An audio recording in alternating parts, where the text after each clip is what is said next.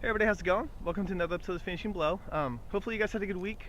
Mine was interesting, which we'll get to in a little bit, but so many things I want to talk about, so I'm just going to go right for it. First off, Raymond Chow is getting a honorary award at the Tokyo International Film Festival. I don't know exactly what the title of it is. I was looking at it later and I was just like, is it like a lifetime achievement or just like a thank you? I don't know. But anyways, Raymond Chow has done a lot for the industry. He was the co-founder for Golden Harvest, which obviously was the company that brought like Jackie Chan, Jet Li, Sammo Hung, Chow Yun-fat, I think.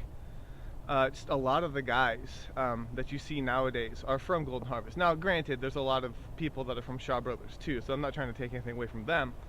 But I think it's awesome that he's getting the recognition for everything he's done for the industry. I think that's amazing. They're doing a special showing of like Police Story and something else. Man, I wish I could watch Police Story on the big screen. That would be awesome. But yeah, congrats to Raymond for that.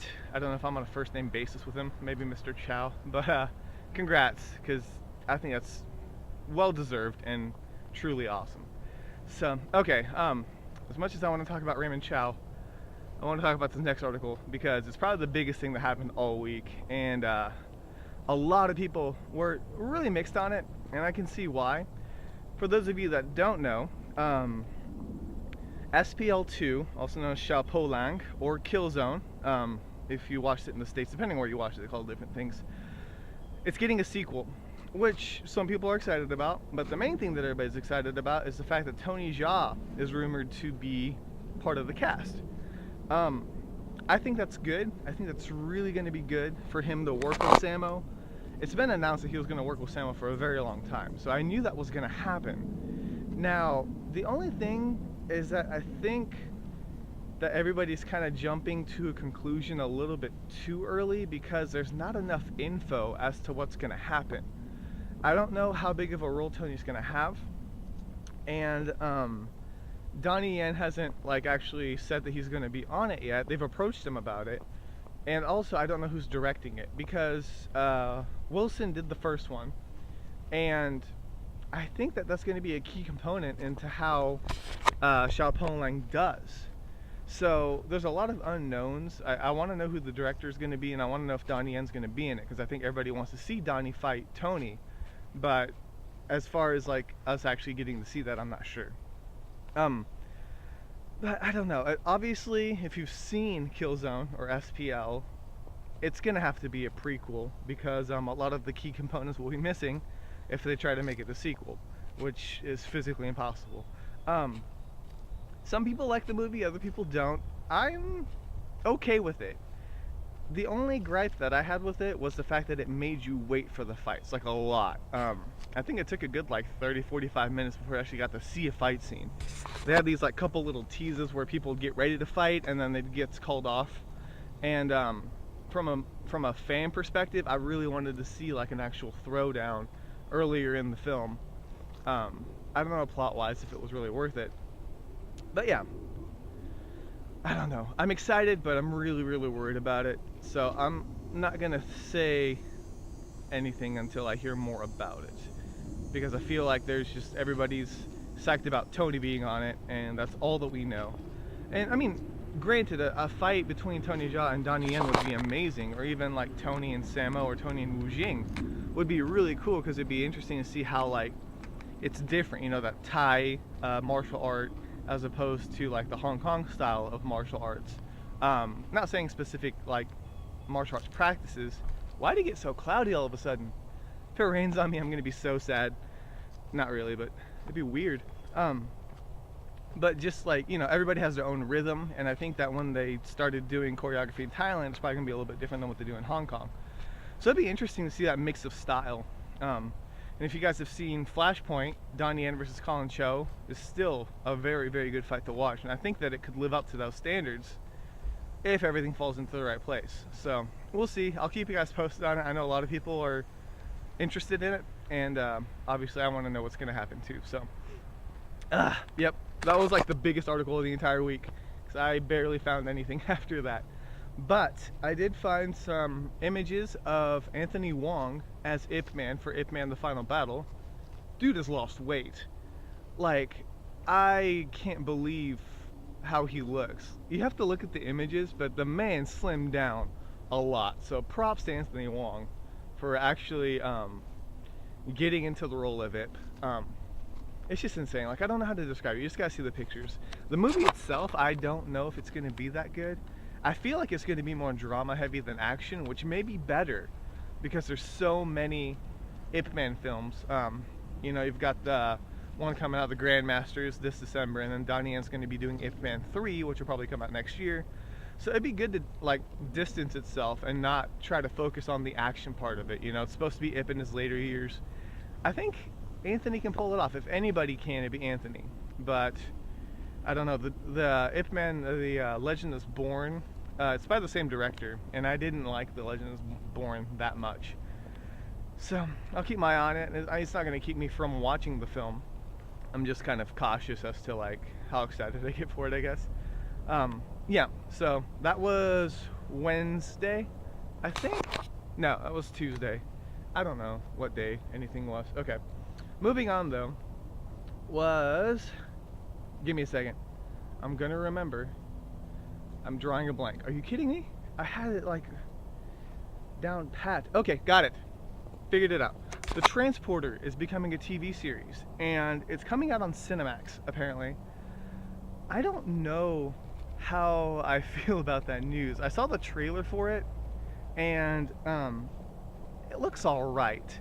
Now, the Transporter movies, to be honest with you, I've seen the first two, but I got really put off by the second one, and I haven't watched the third one. Like, I think a friend had it, and we skipped around a little bit, and I saw this part where like he turns the steering wheel real sharp, and the car like goes on its edge, and I was like, yeah, I can't do that. So I'm not too sure how ridiculous the film's gonna be. I'm hoping it stays grounded within like the first film, because it wasn't as over the top. But it's just weird because it's the same franchise, different lead. The inspector's the same, if you saw in the trailer. But a lot of the like investors are hoping that like the name itself will carry the franchise forward, and I just don't know if it will. It's going to be interesting to see how that plays out. Apparently it's like kind of a pioneer in the sense that like it's one of the first American TV shows that's filmed outside of America. I don't know if it's the first one, but one of the first. And if it does well, they're going to try and follow that business model. So it'll be interesting, but from the trailer and what I've read, I just don't think it's going to be that great. But who knows? I mean, if it comes out, I'll have to figure out a way to do like a TV episode review. That'd be weird. I could watch like TV shows and review their martial arts capabilities. Anyways, so I'll keep you guys posted on that. Alright, after that was the other big one that I really wanted to talk about. Sorry, my voice is going out of me apparently. I did another like indie blowout, and I kind of did it because a lot of people have contacted me about talking about their movie or doing a review for their film, just, you know, spotlighting them. And I think it's really, really cool that a lot of the people that watch what I do and read my articles on my website are not only fans of the industry, but are trying to make their own break. I think that's amazing. So I tried to cover the guys that have like messaged me and stuff, and if you guys have anything, feel free to shoot me a message. I don't mind at all. But I try to group it all together and give you guys a way to see kind of what else is out there. And it's really interesting when you think about it, because you got The Witness, which is Puerto Rico's first martial arts film, All In, which won a couple awards at the Action on Film Festival. What was the Bloodsuckers, which is a all-female martial arts group that is trying to do like an on-stage martial arts story. And then, what was the last one? I'm not going to forget. I'm going to forget, aren't I? No, I did one more, and I refuse to let my brain not function. Hang on, give me a second. It's hot outside.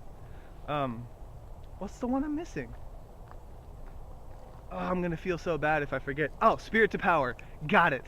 It's a documentary on the true essence of martial arts. And it's really interesting. Like, if you watch the trailer for it, a wide variety of people who practice martial arts and what it means to them. I think it's really cool.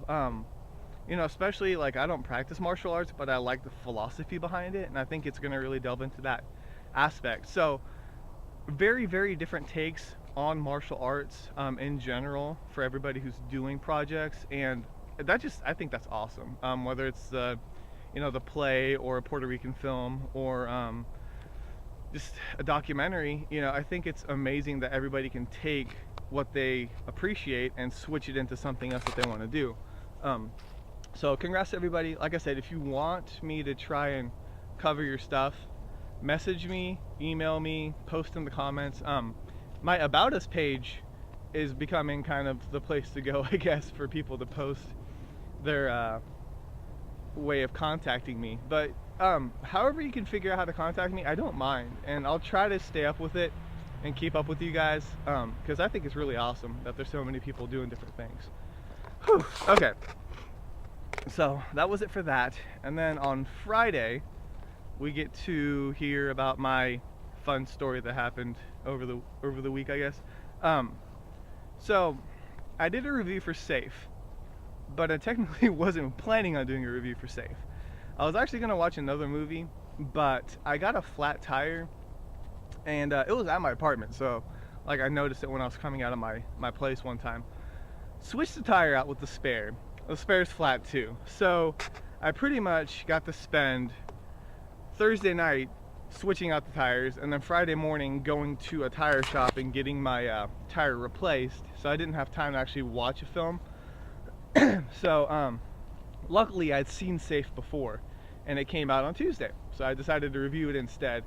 And I wanted to do a new rating system and everything, but it just wasn't the week to do it. So hopefully next week we'll try it. But speaking, I guess I can just tell you what I'm gonna add since I already said try it. Between watch it and skip it, if you guys know my rating system, right now it's own it, watch it, or skip it, which own it's a must have. Watch it means you should give it a look, and skip it means just don't even bother with it. I feel like the watch it category is too vague, because like there's some movies that are worth watching and others that are like barely worth watching. So I'm gonna add another category for try it, which is if you're desperate for a martial arts film, give this one a try. I think that will split it up a little bit evenlier.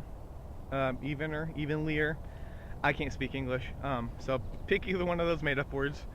But I want to make it more even, is pretty much what I'm trying to say. I was gonna do like a 5 phrase thing, but I just can't think of another way to split it to make it consistent. So I'm gonna try and do that, hopefully starting with the next review.